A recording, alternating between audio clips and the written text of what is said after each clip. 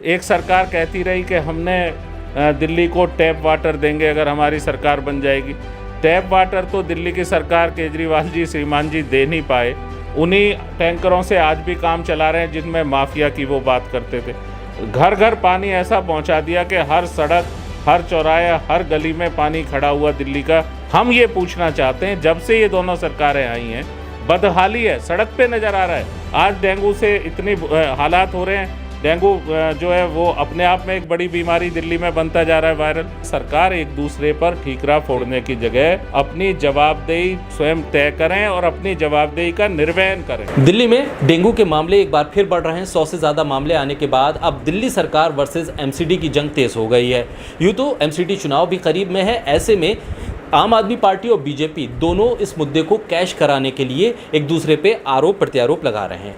ऐसे में कांग्रेस कहाँ है और कांग्रेस इस तमाम जो आम आदमी पार्टी और बीजेपी के बीच जो वाक युद्ध चल रहा है उस पर क्या सोच रही है, रणनीति क्या है और किस तरह की वो तैयारी एमसीडी चुनाव को लेकर कर रही है, इस पर हमारे साथ अनिल भारद्वाज हैं, पूर्व विधायक कांग्रेस से हमारे साथ हैं। अनिल जी, दिल्ली सरकार वर्सेस एमसीडी या यूँ कहें कि दिल्ली सरकार वर्सेस बीजेपी चल रहा है और दोनों एक दूसरे पे आरोप लगा रहे हैं। लग क्या रहा है, एमसीडी काम नहीं कर रही है, दिल्ली सरकार काम नहीं कर रही है, क्योंकि दोनों तो एक दूसरे पे यही आरोप लगा रहे हैं। देखिए, दिल्ली के किसी भी जनहित या जन कल्याण के मुद्दे पे जब भी इनकी जवाबदेही मांगी गई है, किसी भी, चाहे वो दिल्ली सरकार की जवाबदेही तय करने की बात हो या म्यूनिसिपल कॉरपोरेशन जहां 15 साल से बीजेपी शासित है उसमें कोई जवाबदेही तय करने की बात हो, ये दोनों आपस में ब्लेम गेम करने लगते हैं, एक दूसरे को आरोप प्रत्यारोप लगा के मुद्दे से ध्यान हटा देते हैं। जो परेशानी दिल्ली की जनता झेल रही है, जो पीड़ा दिल्ली की जनता झेल रही है,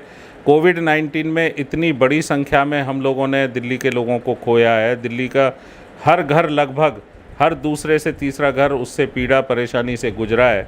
और जब जवाबदेही की बात आए, दूसरी लहर, पहली लहर किसी को जानकारी नहीं थी निश्चित तौर पे, लेकिन दूसरी लहर के बीच में जब पहली बार कोविड फैला उसमें बहुत समय था, सरकारों को बार बार चेताया जा रहा था। अलग अलग जो मेडिकल साइंस के जर्नल्स हैं, मेडिकल साइंस से संबंधित जो विशेषज्ञ लोग हैं, जो संस्थाएं हैं, उन्होंने बार बार कहा कि दूसरी लहर दिल्ली में आने वाली है।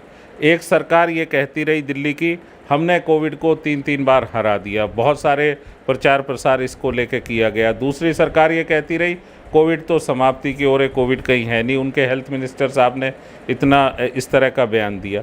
और उसके बाद जब दूसरी लहर आई और उसमें जो मिसमैनेजमेंट इन्होंने दिखाया, जिस वजह से लोग त्राहिमाम दिल्ली के कर गए, दिल्ली के हॉस्पिटल्स में जगह नहीं थी, दिल्ली के लोगों को कहाँ जाएं, कहाँ भर्ती हों, एक दूसरे से मदद मांग रहे थे, सरकारों के पास कोई रास्ता नहीं था। तो जब इनसे हमने पूछा कि भाई आप कर क्या रहे थे, आपने कोई ऑक्सीजन प्लांट क्यों नहीं इन बिटवीन लगाया जब ऑक्सीजन का इसमें ज़रूरत पड़ती है, मेडिकल ऑक्सीजन की व्यवस्था क्यों नहीं की, किस तरह से आपने हेल्थ इंफ्रास्ट्रक्चर जो दिल्ली का चरमरा गया है इसको क्यों नहीं सुदृढ़ किया, इसको क्यों नहीं स्ट्रेंथन किया, इतना समय आपके पास था, आप तो सिर्फ प्रचार कर रहे थे। तो नहीं जी, हमें तो लगा कि आएगी नहीं। तो ये जो दिल्ली को इन्होंने जिस तरह कोविड-19 की दूसरी लहर में दिल्ली के नागरिकों को राम भरोसे छोड़ दिया, भगवान भरोसे छोड़ दिया, इतनी बड़ी संख्या में लोग पीड़ित हुए, उसी तरह का आज भी वही स्थिति है। दोनों सरकारें आज भी, एक सरकार कहती रही कि हमने दिल्ली को टैप वाटर देंगे अगर हमारी सरकार बन जाएगी। टैप वाटर तो दिल्ली की सरकार केजरीवाल जी, श्रीमान जी दे नहीं पाए। उन्हीं टैंकरों से आज भी काम चला रहे हैं जिनमें माफिया की वो बात करते थे। घर घर पानी ऐसा पहुंचा दिया कि हर सड़क, हर चौराहे, हर गली में पानी खड़ा हुआ दिल्ली का।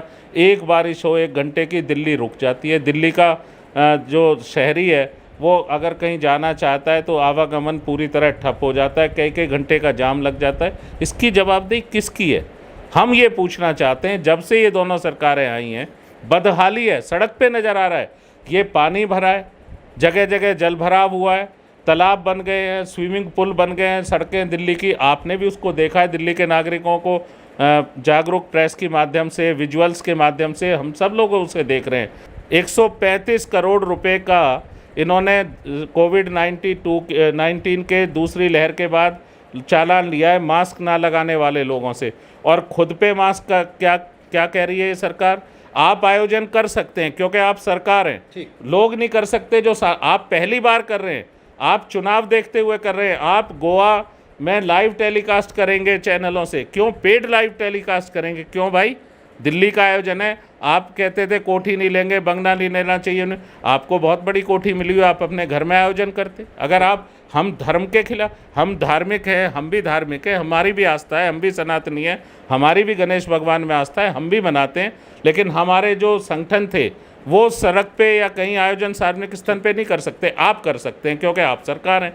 उसी तरह जब आपको जो हालात दिल्ली में सड़कों पे गलियों में पानी ठहराव हुआ, तो ये डेंगू जो दिल्ली में नज़र आ रहा है, जो चिकनगुनिया नज़र आ रहा है, जो वायरल दिल्ली में घर घर में फैला है, जिसमें प्लेटलेट्स कम हो रहे हैं, जो डेंगू जैसा है, उसकी जिम्मेदारी किसकी है साहब? लेकिन ऐसे में केजरीवाल सरकार की तरफ से तो अब होर्डिंग पोस्टर लगाए जा रहे हैं, डेंगू को लेकर अवेयरनेस फैलाई जा रही है। वो ये कह रहे हैं कि इन इश्तिहार के ज़रिए हम अवेयरनेस फैलाएंगे। आपको लग रहा है कि ये इश्तिहार कोई पढ़कर ये समझता होगा कि डेंगू से कैसे बचा जाए? नहीं, देखिए, हम तो ये समझते हैं कि सरकार की सबसे ज़्यादा ज़रूरत या सरकार की मदद की आवश्यकता होती है इकोनॉमिकली वीकर सेक्शन को। जो आदमी आर्थिक रूप से कमज़ोर है, वो किसी धर्म के मानने वाला हो, किसी जाति का हो, कहीं रहता हो, उसे सबसे ज़्यादा सरकार से उम्मीद होती है कि सामाजिक सुरक्षा जिसे हम कहते हैं। लेकिन जब कोविड-19 की दूसरी लहर आई तो दिल्ली में एक प्रोविज़न कांग्रेस की सरकार ने, हमारी सरकार ने, हमारे वक्त में हमने किया था कि दिल्ली में इकोनॉमिकली वीकर सेक्शन EWS का 10% का बेड का कोटा होगा दिल्ली सरकार के उन 56 प्राइवेट हॉस्पिटल में जिनको ज़मीन हमने सरकारी रेट पे दी है, सरकारी ज़मीन मुहैया कराई है, और 25% OPD में कोटा होगा। उस पूरे कोविड के दौरान आपने RTI हमने लगाई तो उसमें जवाब 22, सिर्फ 56 में से 22 हॉस्पिटल ने जवाब दिया है और कहा है हमने आंशिक रूप से बेड उपलब्ध कराए, कहीं 7 बेड, कहीं 11 बेड 4 महीने में। तो गरीब आदमी के मार पड़ी। और ये जो दिल्ली का म्यूनिसिपल कॉरपोरेशन के हॉस्पिटल है, उसमें मेडिकल स्टाफ की, पैरामेडिकल स्टाफ की अपनी तनख्वाहों को लेकर बार बार पिछले साल में ही 2 बार उनकी हड़ताल हुई कि उनको तनख्वाहें चाहिए। एक तरफ आप उनको कोरोना वॉरियर्स मान रहे हैं, दूसरी तरफ आप उनको इंटेंसिव देने की जगह उनको तनख्वाहें भी नहीं दे रहे हैं। तीसरी तरफ इतनी बदहाली है, 10 हॉस्पिटलों को म्यूनिसिपल कॉरपोरेशन ऑर्गेनाइज करता है दिल्ली में, उनके 10 हॉस्पिटल का क्या योगदान है कोविड में? क्या लोग, राजन बाबू जो टीवी हॉस्पिटल है जो कैंप पे है, इतना बड़ा इंफ्रास्ट्रक्चर है, कोई उपयोग नहीं कोविड में। तो ये म्यूनिसिपल कॉरपोरेशन के लोग, जिम्मेदार लोग, हेल्थ सेक्टर कर क्या रहा है और क्या दिल्ली सरकार कर रही है? आज डेंगू से इतनी हालात हो रहे हैं, डेंगू जो है वो अपने आप में एक बड़ी बीमारी दिल्ली में बनता जा रहा है, वायरल।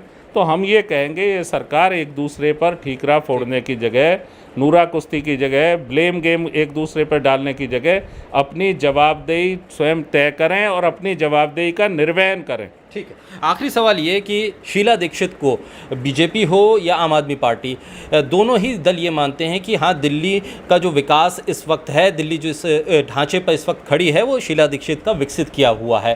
लेकिन दरअसल अब कमी कहाँ रह गई कांग्रेस में कि शीला दीक्षित का जिस विकास को आम आदमी पार्टी या बीजेपी दोनों मान रहे हैं, उस विकास के ढांचे को आम लोगों के जहन में एक बार फिर उजागर क्यों नहीं कर पा रही है दिल्ली कांग्रेस? क्योंकि हम देख रहे हैं सत्ता से आप दिल्ली सरकार से दूर हैं और MCD के लिए भी आपकी जद्दोजहद है। ऐसे में अब MCD चुनाव अगर करीब हैं तो फिर क्या तैयारी है? नहीं, निश्चित तौर पे हम जो हमारे 15 साल का दिल्ली को ओवरऑल डेवलपमेंट शीला दीक्षित के नेतृत्व में दिल्ली की कांग्रेस सरकार ने किया था, उसका अब हम पूरा प्रचार प्रसार करेंगे, क्योंकि हमारी सरकार में प्रचार के लिए करोड़ों रुपए खर्च नहीं होते थे। तो हमारी योजनाएं या हमारा विकास लोगों ने आंख से तो देखा, लेकिन ये हम नहीं बार बार कह पाए कि अगर 50 लाख का भी काम है तो उसके 10 लाख के पोस्टर होर्डिंग लगवा दें, वाह वाह। अब लग रहा है 10 महीने, 10 दिन, 10 हफ्ते, इतवार, रविवार। अरे भैया, काम करो ना नीचे ये होर्डिंग छोड़ के। ये प्रचार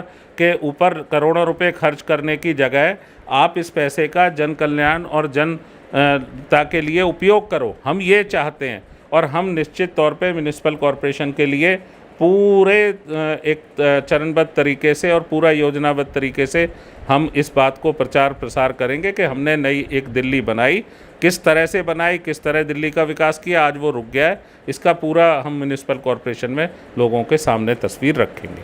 बिल्कुल, कांग्रेस की तैयारी है कि दिल्ली एमसीडी चुनाव में किस तरह से दिल्ली का विकास शीला दीक्षित के कार्यकाल में हुआ और कांग्रेस के एक्शन प्लान क्या हैं दिल्ली को लेकर, वो जनता के सामने रखे जाएंगे और यही एक मुद्दा होगा कांग्रेस के पास जिसके ज़रिए वो एमसीडी चुनाव जीतने की राह पर आगे बढ़ेगी। वहीं दिल्ली सरकार, आम आदमी पार्टी और बीजेपी पर कांग्रेस हमलावर इसलिए भी है क्योंकि उसका कहना है कि दोनों आपस में मिले हुए हैं और नूरा कश्ती के ज़रिए आम लोगों की जो समस्याएं हैं उस पर ध्यान देने की जगह राजनीति हो रही है।